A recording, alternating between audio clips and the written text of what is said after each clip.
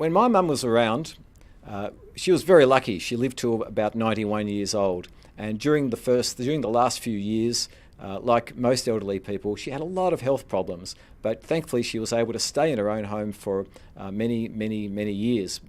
But it was very difficult for her because she got very, very lonely. And it was very difficult for me because I was always worried about her. And when she didn't call, I'd be worrying. When she called and I couldn't pick up because I was in a meeting, I'd worry.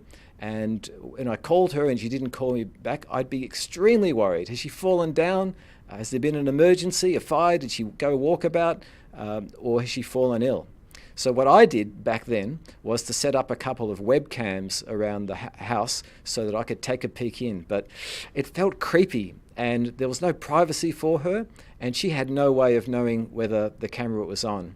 So years later, it made me think there's got to be an easy solution for people that gives them independence, doesn't encroach on their privacy, but lets the sons and daughters check in visually with a good solid ringing first so that they get the opportunity to either answer or to say, no, I need a moment of privacy, and the caller knows that's going to happen. So that was one of the reasons that we came up with the video phone concept. What about you, Karl?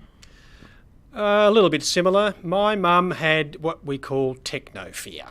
She hated anything computer related, would not deal with it, and it frustrated the hell out of her.